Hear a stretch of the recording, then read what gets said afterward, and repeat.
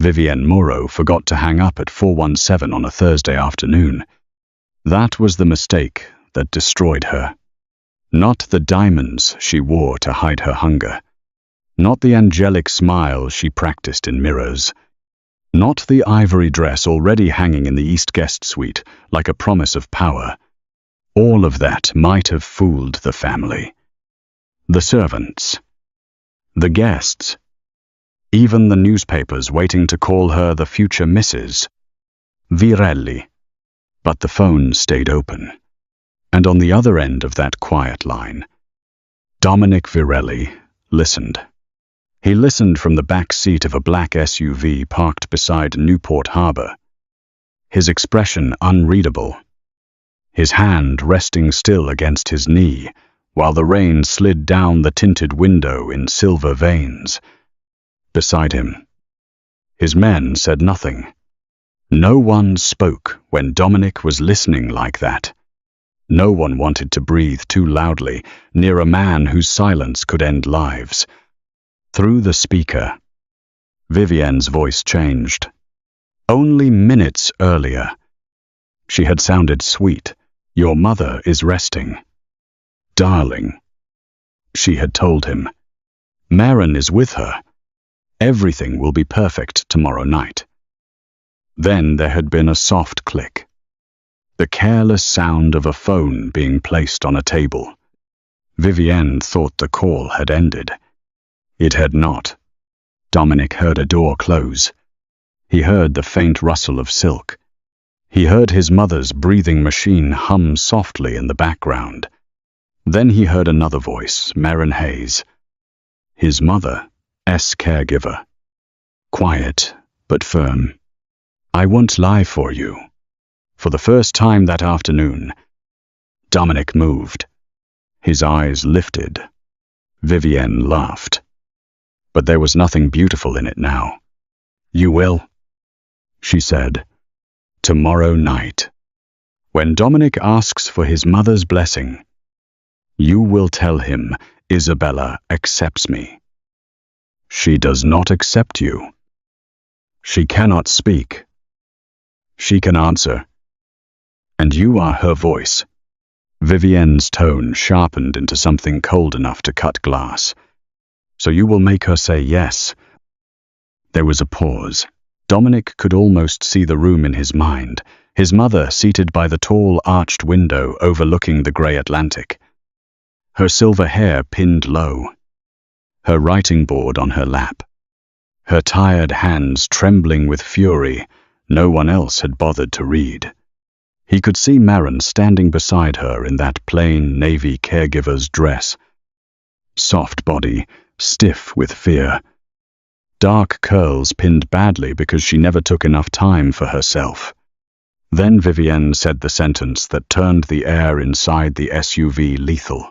Unless you want your son to disappear from school tomorrow. One of Dominic's guards looked at him.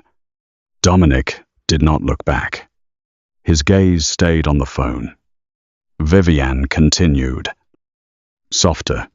Now, almost amused. Blue backpack.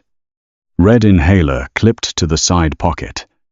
He waits near the side gate because he likes watching the neighbor's dog through the fence. Children are very easy to find when their mothers are predictable. There was a small sound then. Not a scream. Maren did not scream. Dominic had noticed that about her. She was the kind of woman who swallowed pain before it became noise. The kind who had learned that survival often meant not giving cruel people the satisfaction of seeing exactly where they had hurt you. But he heard her breath break.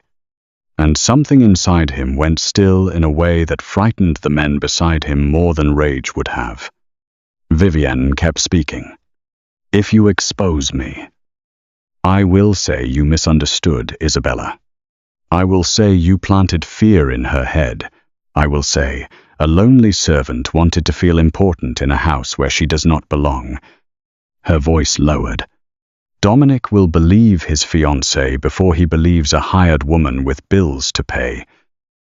Maren whispered. You don't know him. No. Vivian said. You don't. Then came the sound of wood being taken away.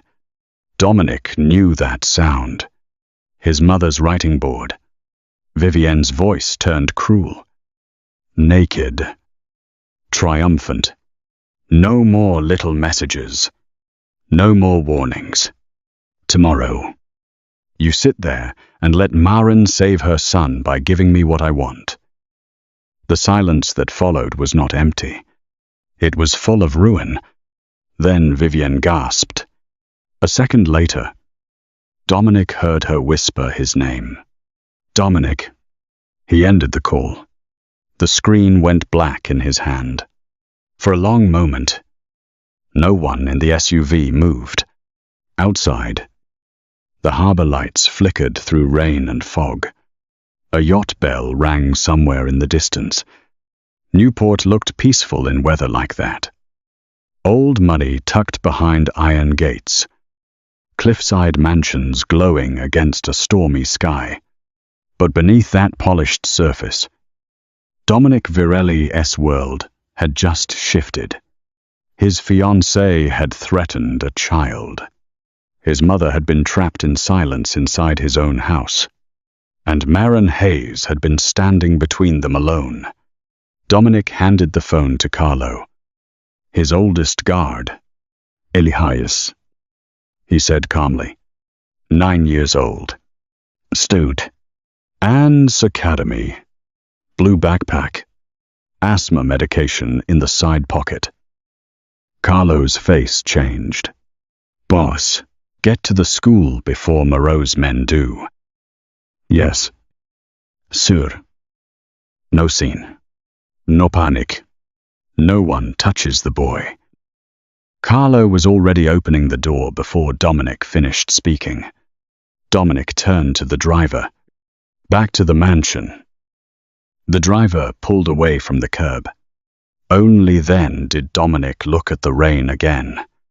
His reflection stared back from the dark window black suit. Dark eyes. Controlled face. The kind of face men feared because it gave nothing away. But beneath the stillness, something old and brutal opened inside him. He had built walls around his mother after the attack that stole her voice. He had filled the mansion with guards, doctors, cameras, locks, expensive specialists, expensive silence. He had believed money could make a room safe, and, still, a woman wearing his ring had reached his mother first. Worse, she had reached her because Dominic had trusted beauty when he should have trusted fear. By the time the SUV climbed the private road to the Virelli estate, the sky had darkened over the cliffs. The mansion rose from the rocks like a stone palace built for secrets, white columns, black iron gates, lanterns glowing in the rain, waves breaking far below against the jagged shore. The kind of house people photographed from tourist boats and whispered about afterward. The kind of house no one entered unless Dominic allowed it. Maren Hayes had entered 6 months earlier through the servants' gate with a second-hand purse, tired eyes, and a resume folded too carefully in her hand. She had not looked like anyone who belonged in that house. That was why Dominic remembered her. The first morning he saw her, she was standing outside his mother's bedroom with a cup of tea in one hand and a small alphabet board in the other. She was plus size, soft around the hips and stomach, with warm brown eyes that avoided his until she realized avoiding him made her look afraid. Then she forced herself to meet his gaze. Most people lowered their heads around Dominic. Maren looked at him like she was frightened. Yes, but not empty. His mother, Isabella Virelli, sat beside the window in her blue shawl, watching them both. Dominic had asked, "Does she understand my mother?" The housekeeper had answered, "She says she does." Maren's chin lifted slightly. I don't say I understand her, she corrected. I say I'm learning how she chooses to speak. The room had gone silent. A maid behind her had stared at the floor. One of Dominic's guards had shifted his weight, waiting to see whether the new caregiver had just signed her own dismissal. Dominic had looked at Maren for a long second. Then his mother tapped twice against the arm of her chair. Yes, that had been enough. From then on, Maren became the only person in the house Isabella consistently allowed near her. She learned that 2 taps meant yes. 1 tap meant no. A finger pressed to the silver cross at Isabella's throat meant someone was lying. A closed fist meant pain. Her eyes shifting toward the door meant she wanted privacy. A slow blink meant a memory had found her. A hand flat on the blanket meant exhaustion. Dominic had watched Maren learn his mother's language with a patience he had not known existed inside that mansion anymore. She never rushed Isabella. She never spoke over her. She never treated silence as absence.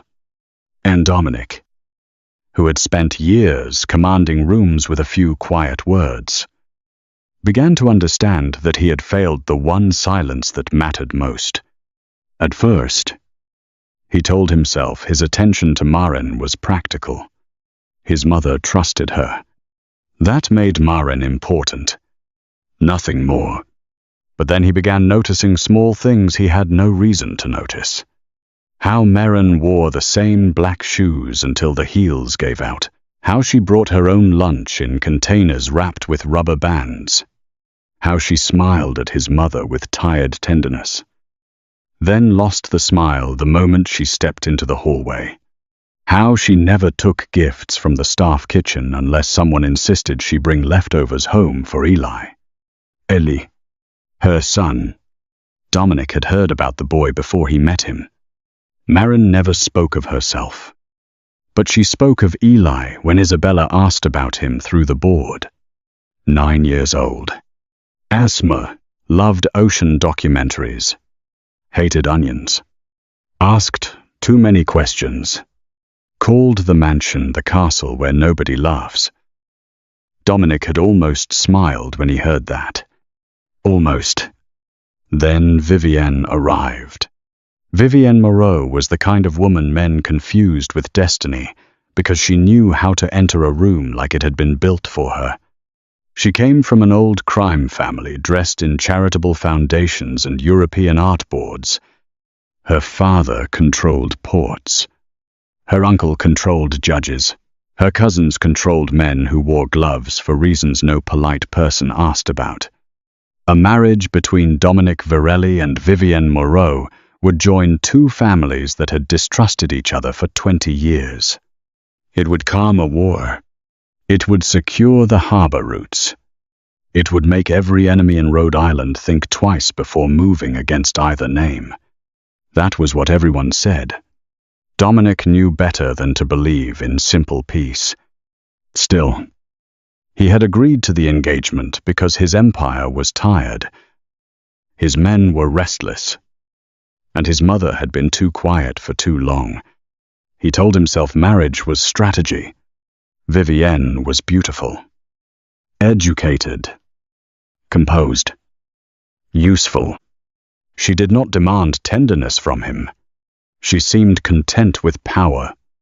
And when she kissed Isabella's cheek in front of him and called her Mama Isabella, Dominic had allowed himself the smallest, most dangerous thing. Relief. He wanted peace in his house. He wanted to believe that one woman could sit beside his mother without becoming another threat he would have to destroy. But Isabella never touched Vivienne willingly. Dominic saw that too late. Maren had seen it on the first day. Vivienne had seen Maren see it. That was when the war between them began. Not with shouting, not with threats at first, with little cruelties. Vivienne would move the water glass 2 inches too far from Isabella's hand. She would ask Maren, in front of others. Whether women of your size became tired more easily. She would touch Dominic's arm whenever Maren translated Isabella's refusal, as if to remind the room whose hand wore the ring. And when Dominic left, Vivienne's smile disappeared, like a mask removed after a performance. "You re very devoted," she once told Maren while Isabella sat stiffly by the fireplace. Maren folded a blanket. "She deserves devotion. She is cared for. There is a difference." Vivienne's eyes sharpened. "Careful, in houses like this. Women who think they are morally superior usually discover they are only replaceable." Maren said nothing. She had learned long ago that not every battle was won by answering. Before the mansion, her life had been smaller and harder. She had grown up above her aunt's laundromat in Fall River, Massachusetts, where the pipes rattled in winter and money always ran out before the month did. Her mother cleaned offices at night. Her father left when Maren was 12 and returned only once to ask for money. Once to borrow a car he never brought back. By 25, Maren had built a quiet life out of ordinary sacrifices. She worked in an elder care center. She shared an apartment with her younger sister, Lila.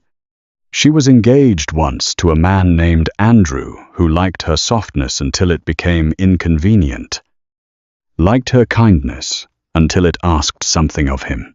Then Lila died in a car accident on a wet road outside Providence, leaving behind a baby boy with dark hair and lungs too fragile for winter. Everyone had advice. Her fiancé told her they could help from a distance. His mother told her motherhood would ruin her figure, her freedom, her marriage prospects. A social worker asked whether she had considered other family placements. Maren took Eli home. Andrew left. Maren cried once in the bathroom, while Eli slept in a laundry basket lined with towels because she could not afford a crib yet.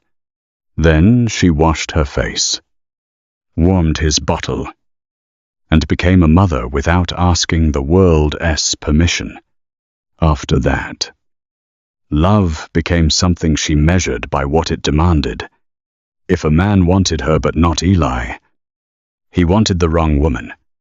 If a job paid well but treated her like she had no spine, she stayed until rent was paid, then left.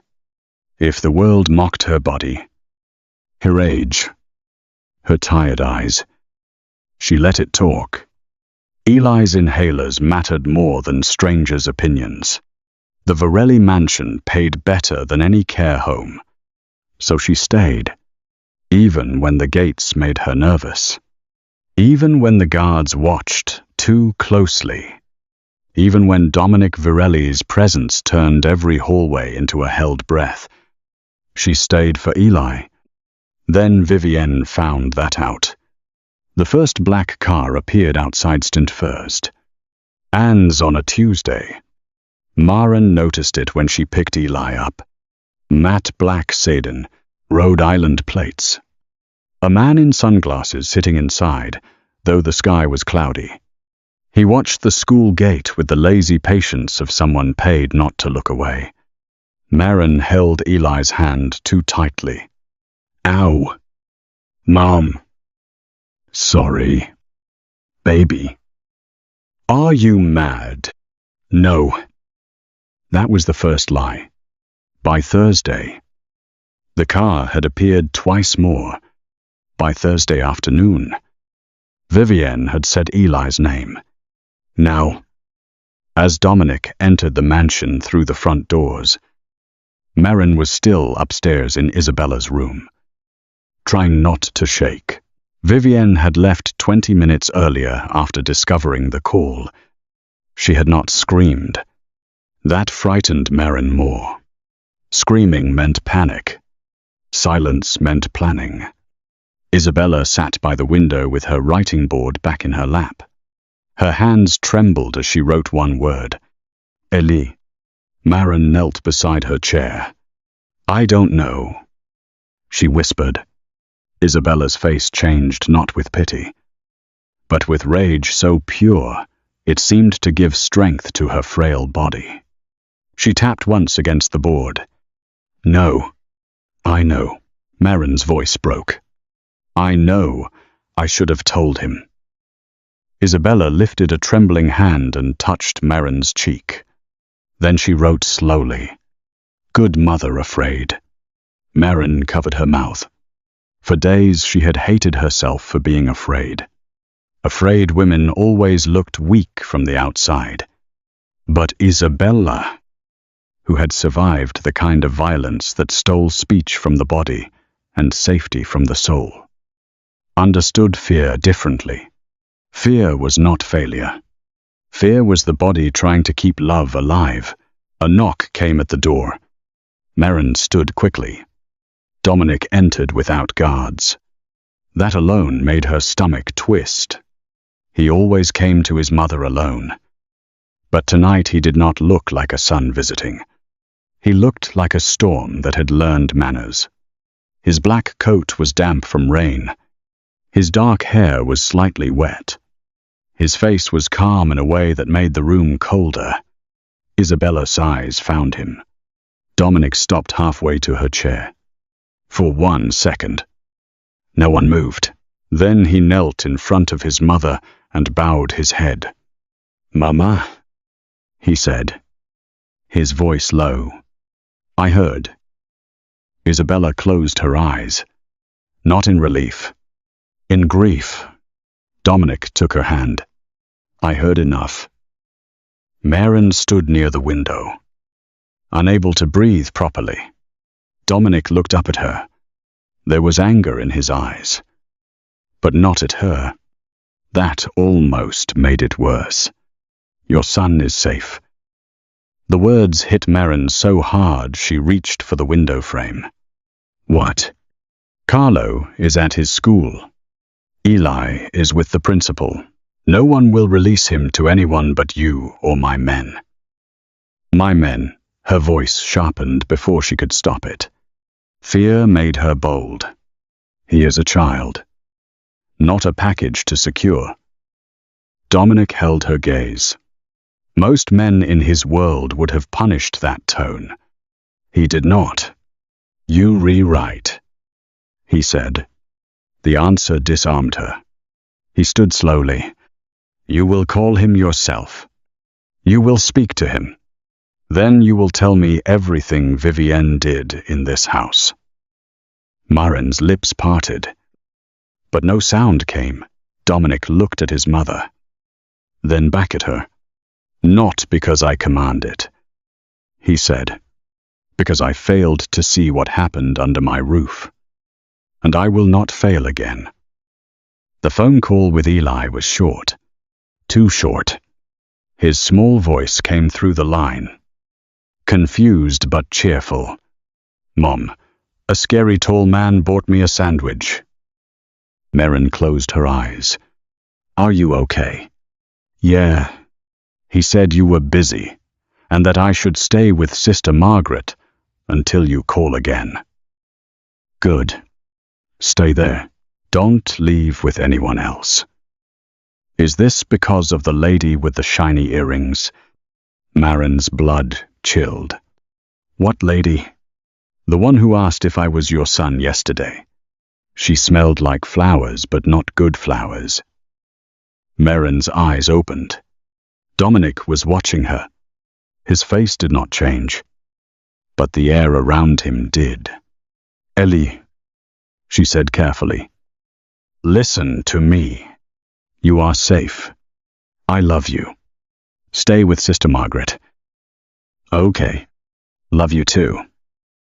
When the call ended, Maren's hand would not stop shaking. Dominic reached toward her, then stopped before touching her. That almost touch stayed in the space between them, like a match not yet struck.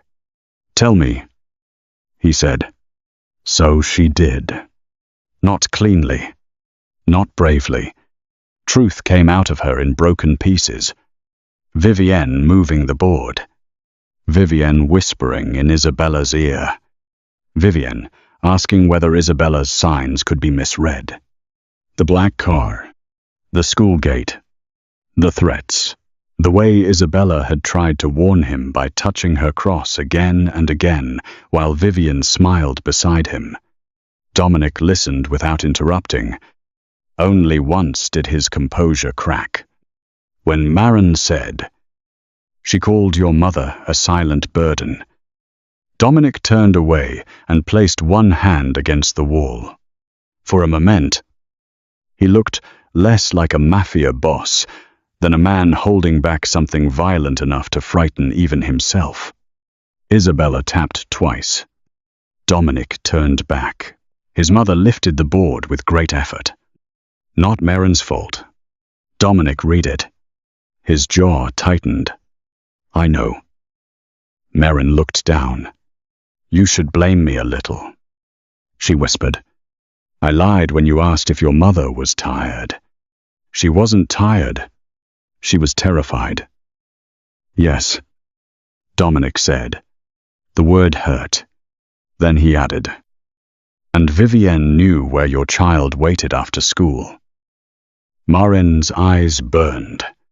"I thought if I survived one more day, I could find a way out. Women should not have to survive inside my house."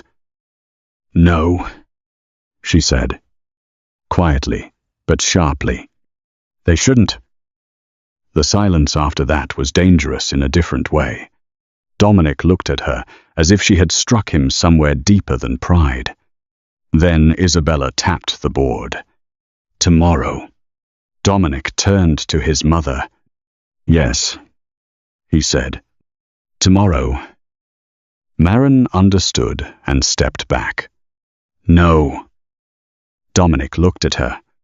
"You want to expose Vivienne at the dinner." "I want my mother to speak. She'll come for Eli again. She won't reach him." "You don't know that." Dominic stepped closer. Maren forced herself not to retreat. Though every instinct told her that men like him were not safe when they came too near. He smelled faintly of rain, leather, and smoke. His presence filled the room until even the shadows seemed to belong to him. "I know exactly what kind of woman Vivienne is now," he said. "That makes her less dangerous." "No," Maren whispered. "That makes her desperate." Something like approval moved through his eyes. "You understand danger better than most men I employ." "I understand, mothers," she said. "And I understand women who smile while hiding knives." Dominic's gaze dropped briefly to her trembling hands. This time, he did touch her. Only 2 fingers beneath her wrist, steadying the pulse that betrayed her. Maren froze. The touch was not romantic. Not yet. It was too controlled, too careful, too aware of everything he could be and everything she feared. But it was the first time in years that someone powerful touched her like she was not something to move. "Use or dismiss. Your son is under my protection," Dominic said. "I didn't ask for that." "No, you earned it when you protected my mother."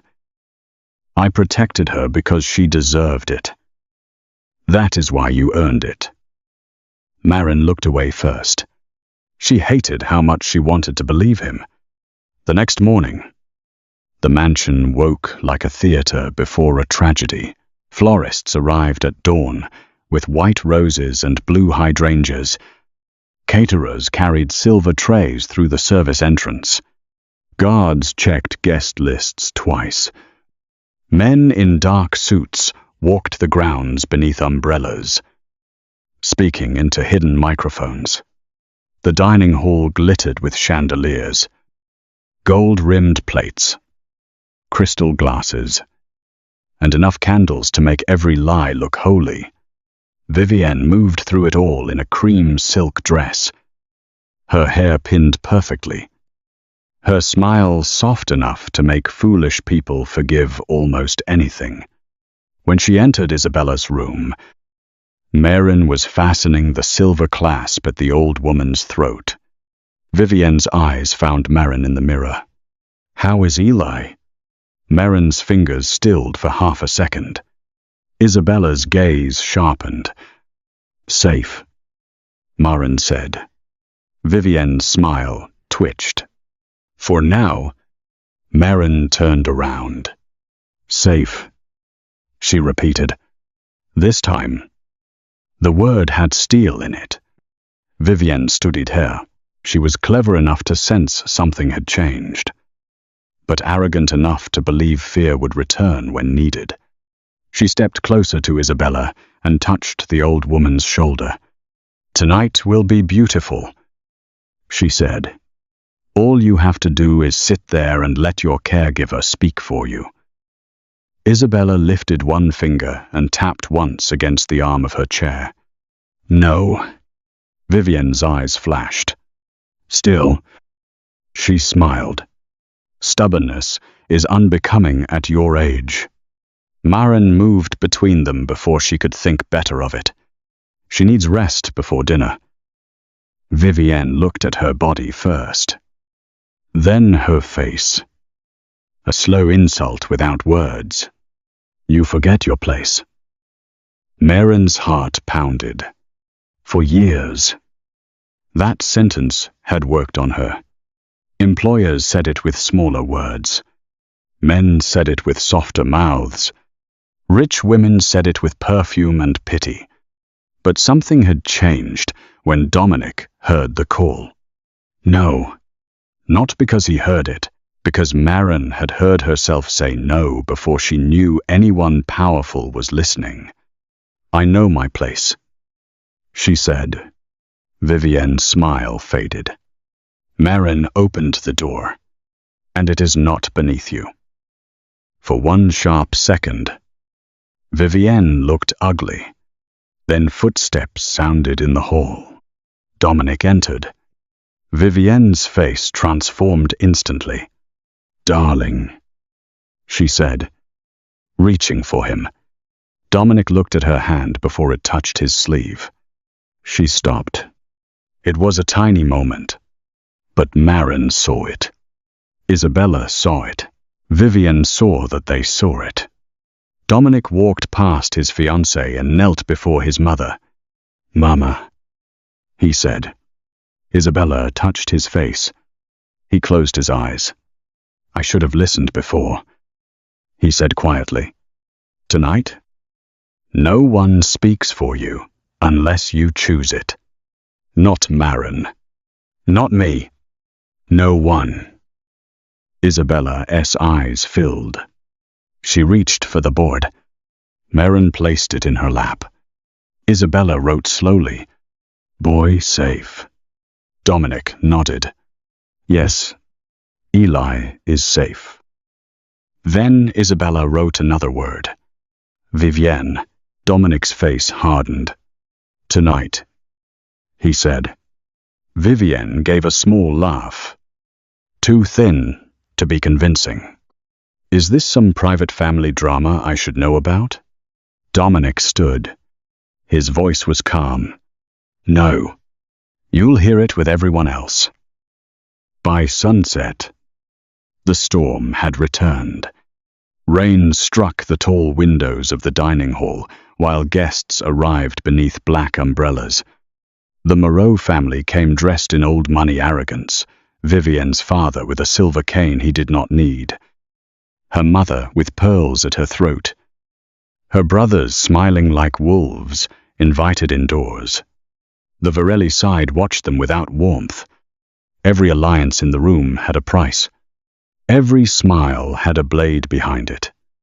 Maren entered beside Isabella, one hand on the back of the wheelchair, the writing board resting across Isabella's lap.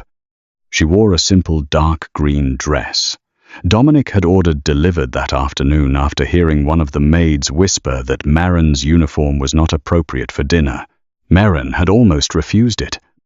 Then she saw Isabella tap twice in approval. The dress fit her in ways she was not used to allowing clothes to fit her. It did not hide her body.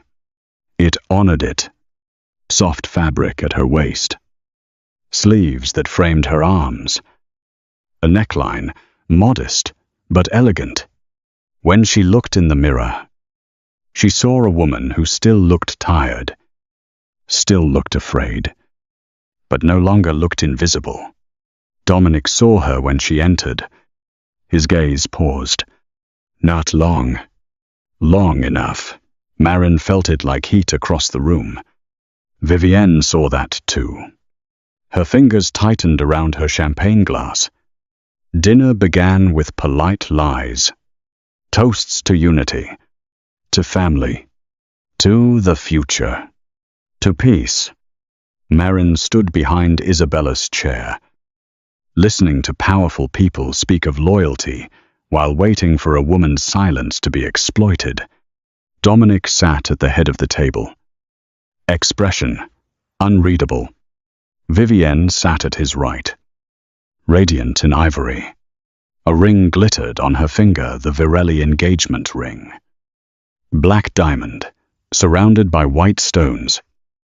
An heirloom older than most grudges in the room. Every few minutes, Vivienne looked at Maren. Remember your son. Maren looked at Isabella. Isabella looked back. Together, near the end of dinner, Dominic stood. The room quieted instantly. Rain tapped against the glass like impatient fingers. My family knows why we are here, Dominic said. His voice was not loud, but it carried. Before I marry, my mother gives her blessing. Without it, there is no marriage. Vivienne smiled. A perfect smile. The kind made for photographs, society pages, and fools. Dominic stepped away from the head of the table and approached Isabella.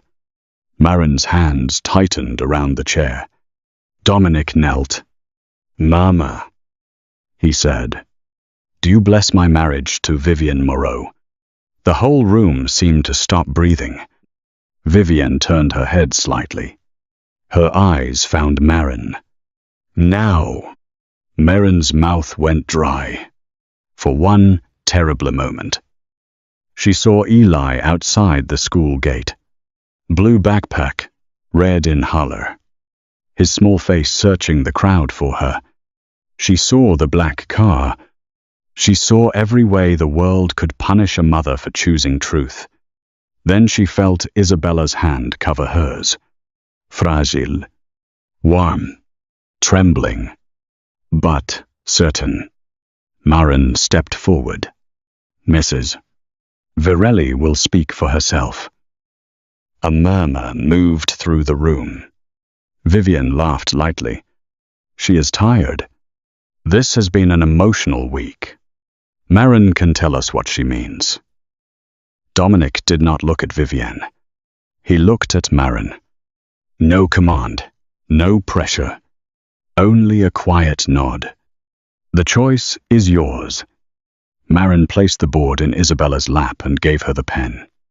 Isabella's hand shook violently. For one agonizing second, nothing happened. Vivienne seized the moment. See, she can barely hold it. Her voice softened for the audience. We should not humiliate her. Dominic said 2 words. We wait. The room fell silent again. Isabella pressed the pen down. Slowly. Painfully. She wrote 1 word. No. Someone gasped. Vivienne stood too quickly. Her chair scraping against marble. She is confused. Isabella kept writing. No blessing. The room erupted in whispers. Vivienne's face tightened. Maren did this. she snapped. That woman has been filling your mother's head with poison. She wants power in this house. Isabella's hand moved again. Vivienne hurt me. Vivienne's mother stood. This is absurd. Isabella wrote one more line. Maren protected me. Maren's throat closed. Vivienne turned on her with tears already shining. Perfect tears. Nico. Darling. Please. She reached for him. Your mother is not well. Maren has manipulated her. She's lonely. She wants to feel important. You know how women like her become when they taste attention. Maren flinched despite herself. Dominic saw it. His face went colder. Vivienne stepped closer. Desperate now. She hates me because I am marrying you. She knows once I am your wife. She goes back to being what she is. Dominic finally looked at her. And what is she? Vivienne hesitated. Too late. She realized the trap. Dominic lifted one hand. Carlo stepped forward and placed a small black recorder on the table. Vivienne's face lost color. Dominic, she whispered. He pressed play. Vivienne's own voice filled the dining hall. Tomorrow night, when Dominic asks for his mother's blessing, you will tell him, Isabella accepts me. Maren's recorded voice answered, shaking but clear, I won't lie for you. Vivienne's voice returned, unless you want your son to disappear from school tomorrow. The room froze. The recording continued. Blue backpack. Red inhaler. Side gate. Children are easy to find. A woman at the table covered her mouth. One of Vivienne's brothers lunged halfway from his seat before Virelli guards appeared behind him like shadows given bodies. Vivienne stared at the recorder as if it had become a loaded gun. Then came the final sentence. You are a hired woman with bills to pay. I am his fiancée, and Isabella cannot speak. Dominic stopped the recording. Silence. Not quiet. Silence. The kind that changes ownership of a room. Vivienne looked around and understood that beauty had failed her. Still, she tried to survive. I was angry, she said quickly. I didn't mean it. She provoked me. She has been against me since the beginning. Dominic's voice was calm. You threatened a child. I was emotional. You abused my mother. Vivienne shook her head. No. No. I only wanted her to accept me. I love you. Isabella tapped once. No. That single tap cut harder than shouting. Dominic looked at his mother. Then at Vivienne. My mother heard the lie in you before I did. Vivienne's tears stopped being beautiful. I did all of this because I was afraid of losing you. Dominic stepped closer. You never had me. Her face crumpled. He took her hand. For one wild second, she thought he was forgiving her. Then he removed the Virelli ring from her finger. Slowly, publicly. Finally, get her out of my house. Vivienne screamed then. Not words at first, just rage. Her family shouted. Chairs crashed back. Moreau men reached inside jackets and stopped when they realized every Virelli guard in the room already had them marked. Vivienne pointed at Maren as Carlo and another guard took her arms. You ruined everything. Maren's knees shook, but she did not look away. No, she said, louder than she felt. You did. Vivienne was dragged through the doors beneath the chandeliers she had hoped would shine over her future. When she was gone, the room did not recover. It fractured. Guests whispered. Moreau relatives argued. Dominic's uncle demanded immediate retaliation. Someone mentioned police. Someone else mentioned blood debts. The storm outside slammed rain against the windows, as if the sea itself had come to witness the collapse. Dominic ignored them all. He knelt before Isabella in the center of the hall, in front of family, rivals, servants, guards, and enemies. The most feared man in Newport took his mother's hands and bowed his head. "Forgive me," he said. Isabella stared at him for a long time. Then she lifted one trembling hand and touched his cheek. Tap, tap. Yes. Dominic closed his eyes. Maren looked away. Some moments were too intimate for a crowded room. Later that night, after the guests had been removed, and the Moreau family had been escorted beyond the gates under heavy guard, Maren found Dominic in the corridor outside Isabella's room. His tie was loosened. His jacket was gone. The controlled mask had cracks in it now. "She's asleep," Maren said. He nodded. "Ellie?" With Rosa in the guest suite. He ate 3 pieces of cake and asked if Mafia mansions always have dessert during emergencies. For the first time all night, Dominic almost smiled. Almost. Then he looked at Maren. "You were brave." She leaned against the wall, exhausted enough to be honest. "No, I was terrified." Bravery is not the absence of fear. That sounds like something powerful men say after women like me. Take the risk. The words left her before she could stop them. Dominic looked at her. Maren braced herself. Then he lowered his eyes. "You were right." That answer unsettled her more than anger would have. Men like Dominic were not supposed to admit when a woman in a borrowed dress told them the truth. "What happens now?" she asked. "To Vivienne. To all of us." His gaze moved to Isabella's closed door. "The Moreaus will deny what they can. Then they'll retaliate." Maren's stomach tightened. "So it's not over?" "No." She almost laughed. Of course it was not over. In fairy tales, the villain was dragged away and the house became safe by morning. In real life, cruelty had cousins, contracts, bank accounts, and men with guns.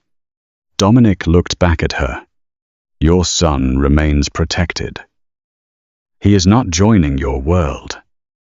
"No. I mean it." "So do I." Maren studied him. There was no softness in his face now. No romantic promise. No easy comfort. Just a dangerous man making a decision the world would have to respect. That should have frightened her. It did. But beneath the fear, something else moved. A strange, reluctant trust. The retaliation came 3 days later. Not at the mansion, at the edge of town. On a narrow coastal road where Maren's car stalled beneath a grey afternoon sky. She had insisted on driving herself to Eli's school. Dominic had assigned a discreet escort anyway. Maren had been angry about it until the first SUV appeared behind her and a second blocked the road ahead. Men stepped out. Not Virelli men. Moreau men. The rain had stopped, but the air smelled of ocean and engine oil. Maren locked the doors with shaking fingers. Eli was not in the car. Thank God. Her phone rang. "Dominic." She answered with trembling hands. "Don't hang up," he said. "How did you know?" "Your escort stopped responding." A man approached her window and tapped the glass with a gun. Maren's breath caught. Dominic's voice lowered. "Maren. I'm here. Look at me." "What?" Not at him. At the rearview mirror. She looked. Far behind the Moreau SUV. Headlights appeared through the mist. Black. Fast. Many. Dominic's voice stayed calm. "Unlock nothing. Say nothing. When I tell you, get down." The man at her window shouted. Maren could not hear the words over her own pulse. Then Dominic said, "Now." She dropped. The world exploded into motion. Engines roared. Doors slammed. Men shouted. Tires screamed against wet pavement. Something struck glass but did not break through. Maren curled low in the footwell, hands over her head, breathing like a woman trying to keep her soul inside her body. Then the door opened. She screamed and swung blindly. A hand caught her wrist. "Maren." "Dominic." She looked up. He stood in the open doorway, rain mist silvering his black coat. His eyes wild, for the first time since she had known him. Not with rage, with fear. "For here, you re-safe," he said. She stared at him, shaking so hard she could not answer. His gaze moved over her face, her shoulders, her hands, checking for injury with a controlled panic that betrayed him more than any confession could have. Then he reached for her, slowly, giving her time to refuse. She did not. Dominic lifted her out of the car as if she weighed nothing, though she had spent her life being made to feel too much, too big, too heavy, too inconvenient, too hard to love. In his arms. For one dangerous second. She felt none of that. She felt held, and that frightened her more than the men on the road. He carried her to his SUV, while his guards handled the aftermath behind them. Maren did not look back. She had no desire to see the cost of being protected by a man like Dominic Virelli. Inside the SUV, he wrapped his coat around her shoulders. "You disobeyed me," he said. Her laugh came out broken. "I'm sorry.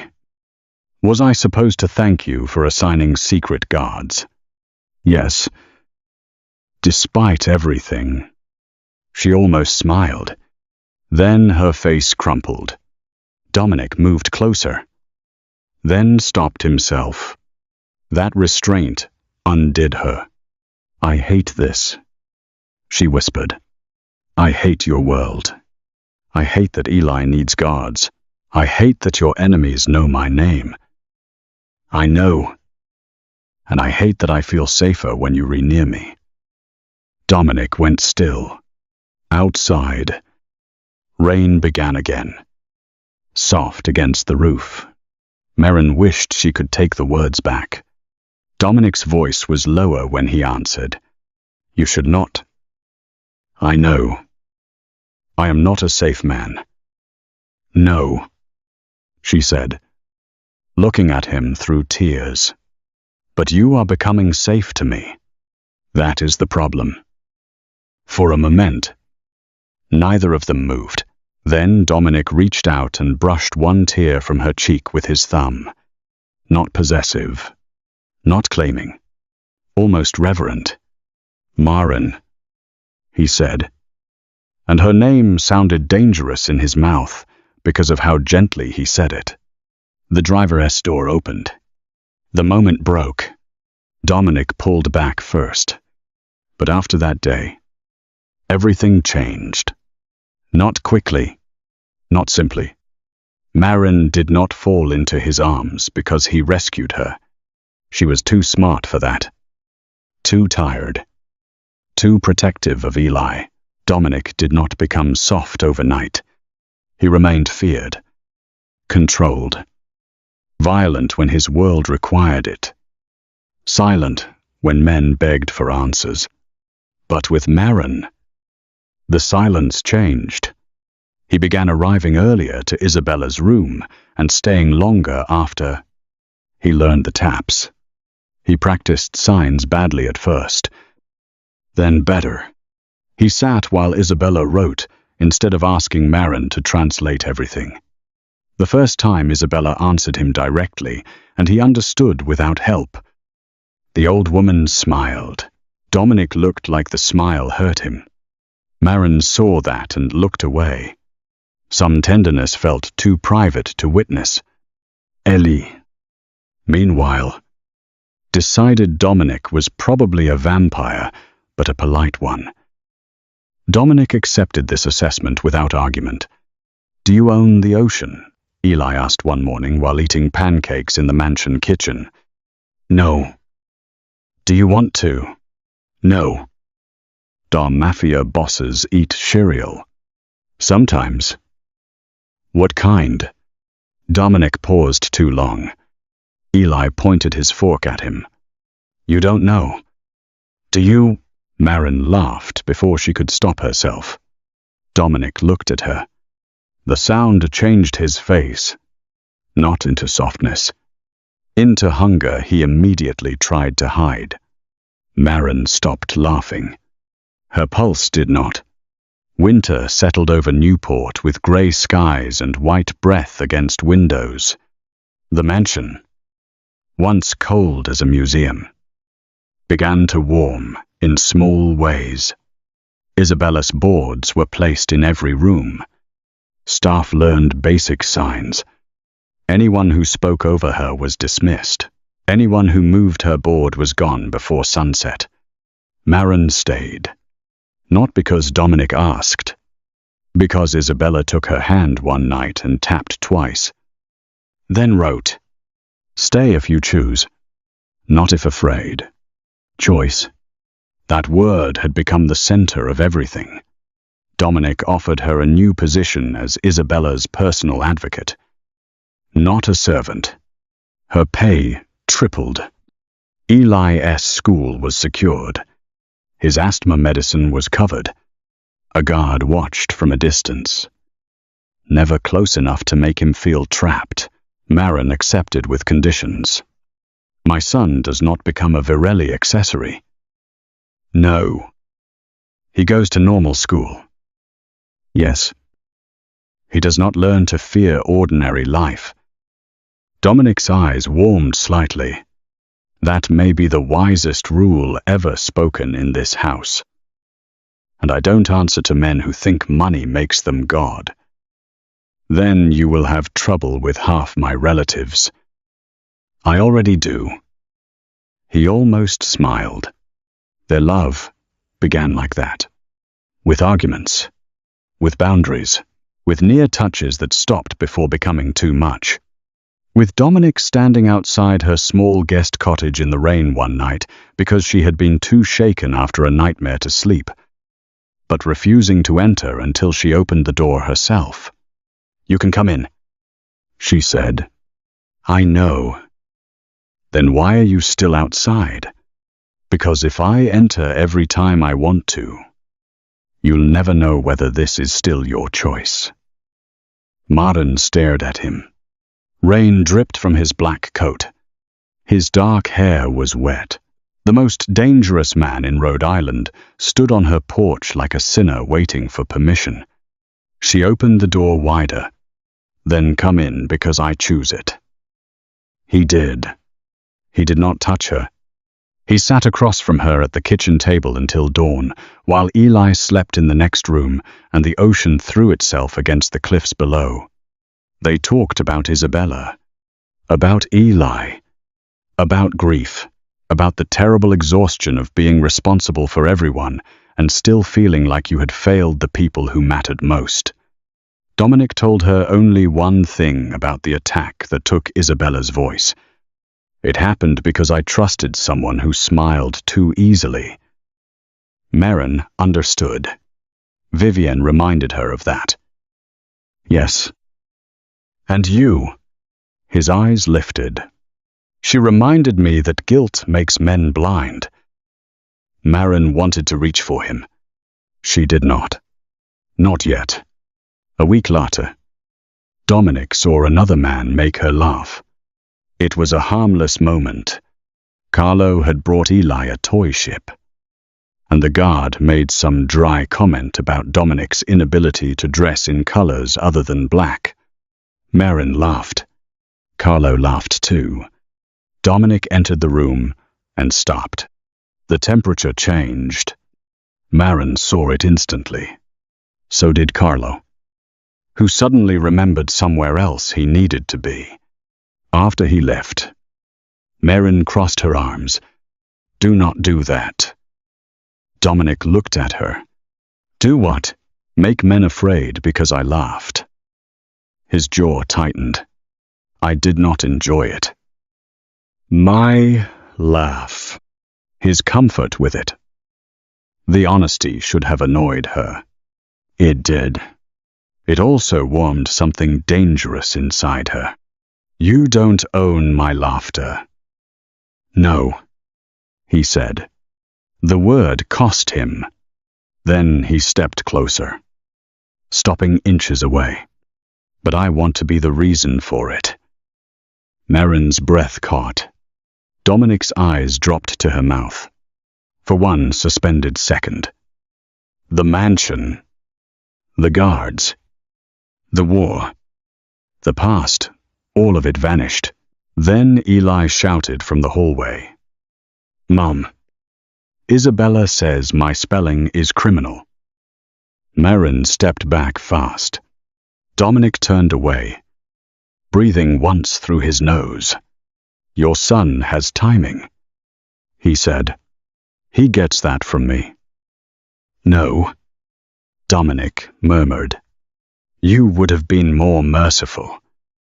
By early spring, the Moreau threat was gone. Not publicly. Publicly. There were business adjustments, port inspection, resignations, a scandal involving financial records, a few quiet arrests. Privately, the Moreau family lost the roots they had hoped to control through marriage. Vivienne left the country under circumstances no one discussed in front of Maren. Dominic told her only this. She cannot reach you. Maren believed him. Not because he was gentle, because he was not. That was the contradiction she had to make peace with. Dominic's violence was not romantic. It was not something she admired. But his restraint mattered. His honesty mattered. He did not ask her to pretend his world was clean. He only asked whether she could stand beside him, knowing he would spend the rest of his life keeping the dirt from Eli's hands. She did not answer for a long time. Dominic waited. That, more than anything, made her love him. The final choice came in the dining hall. Isabella requested dinner there on a Friday evening. Nearly 5 months after Vivienne's exposure, Maren thought it was a terrible idea. Dominic thought it was worse. Eli thought any room with haunted rich people candles should be avoided. Isabella tapped once at all of them. No. So dinner happened. Not an engagement dinner. Not a Mafia alliance. Not a performance. Just family. Isabella wore blue. Eli sat beside her with the serious expression of a boy who had appointed himself assistant translator. Rosa brought too much food. Dominic sat at the head of the table, but the chair no longer made him look lonely. Maren sat across from him, every time their eyes met. She looked away first, near dessert. Isabella placed her palm flat on the table. Everyone stopped. She pointed to her writing board. Maren handed it to her, but Isabella pushed the pen toward Dominic first. He frowned. Mama, She tapped twice, then pointed to the empty chair beside him, then to Maren. Maren's heart began to pound. "Isabella," she whispered. The old woman ignored her and began to write. Her hand was slow, but steadier than it had been that terrible night. "I want my son to marry Maren, if Maren chooses him freely." The room stopped breathing. Eli's eyes widened. Rosa crossed herself. Dominic did not move. His gaze stayed on the board for a long moment, before rising to his mother. "Mama." Isabella wrote again. "Not servant. Not debt. Family." Maren's face burned. "I can see." Dominic stood slowly. He did not come too close. That distance nearly broke her. "Maren," he said quietly, "you do not have to answer anything tonight." Tears filled her eyes. Of course he would say the one thing that made it impossible to run. For years, men had wanted answers from her. Commitments, sacrifice, gratitude, forgiveness, smaller needs, a smaller life, a smaller version of herself. Dominic was giving her space. Isabella pushed the board toward Maren. There was another line beneath the first. "My son needs a woman who tells him the truth. Maren needs a man who will never ask her to abandon her child." Eli looked up. "Mom," he whispered. "Is Nonna Isabella asking if Don Dominic can be my dad?" The room broke softly. Maren covered her mouth. Half laugh, half sob. Dominic looked at Eli. For the first time since Maren had known him, the feared Dominic Virelli looked afraid of a 9-year-old boy's answer. "Only if your mother wanted that," Dominic said. "And only if you did too." Eli considered this with grave seriousness. "Would I have to wear black?" "No." "Would Mum still be allowed to tell you when you wrong?" "She already does." "Would Nonna Isabella live with us?" Isabella tapped twice so hard the board jumped. "Yes." Eli nodded like a businessman closing a deal. "Then maybe it's okay." Everyone laughed through tears. Dominic's eyes found Maren. No command, no arrogance, no expectation. Just a man feared by an entire coast, standing before the only woman whose yes he would not take by force. "I will not pretend I deserve you because my mother says so," he said. "I will not pretend my world is simple. It is not. I have enemies. I have sins. I have a name people fear." Maren's tears slipped free. Dominic continued. "But I know this. I do not want you because you saved my mother. I do not want you because I owe you. I want you because when everyone else saw silence, you heard a woman. When everyone else saw a servant, you stood like a mother. When I saw power, you showed me responsibility. You saw my mother. You saw Eli. And somehow, when I deserved it least, you saw me." Maren could not look away. "And if one day," he said, voice lower. "Now, not because of gratitude, not because of fear, not because my mother wishes it, but because you choose it. If one day you can imagine a life beside me, I will spend the rest of mine proving that neither you nor your son will ever stand alone again." No one spoke. Even the candles seemed still.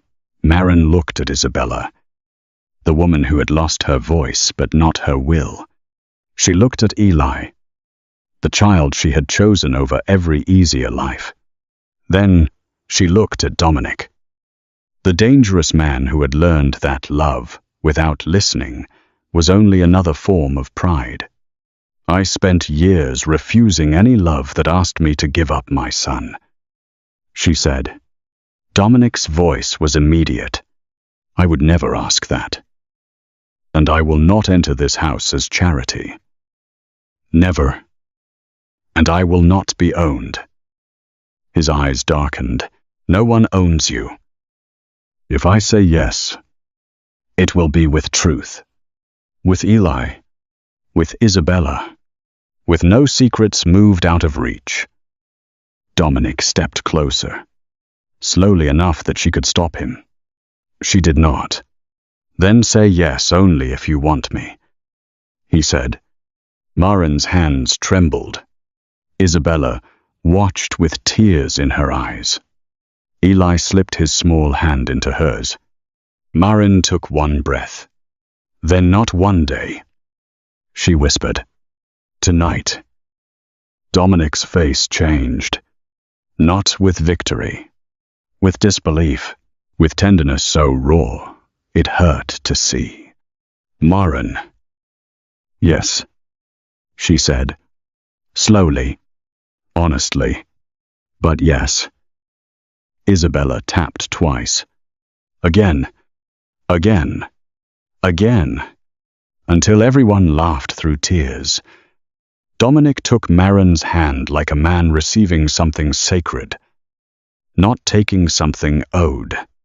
He lifted her fingers to his lips and kissed them softly. Eli groaned. Do I have to watch this? Isabella tapped once. No. Then she pointed to his cake. He happily obeyed. Months later, Maren married Dominic in the garden behind the mansion. With the Atlantic shining blue beyond the cliffs and roses moving softly in the wind, there were no false allies, no hungry families measuring marble columns, no woman in ivory pretending love was ownership. Only trusted people. Rosa crying into a handkerchief, Carlo standing guard with suspiciously wet eyes, Eli holding Isabella's writing board like it was a royal document, and Isabella herself in blue, the silver cross at her throat catching the sunlight. When the officiant asked for blessings, Isabella lifted her board. Her hand moved slowly, but every word was clear. Family is who protects your voice when the world refuses to hear you. Dominic bowed his head. Maren held Eli's hand. Isabella tapped twice. Yes, that was how Maren Hayes, the plus-size caregiver who entered the mansion to protect another woman's voice, found her own. Not because the danger vanished, not because the Mafia world became gentle, not because love erased every wound, but because a silent mother refused to be powerless. A frightened woman chose truth over fear. A little boy reminded them what courage was for. And a Mafia boss finally learned that the strongest voice in his empire had never needed to shout. Vivienne Moreau thought silence meant weakness. She was wrong. Silence had been watching. Silence had been waiting.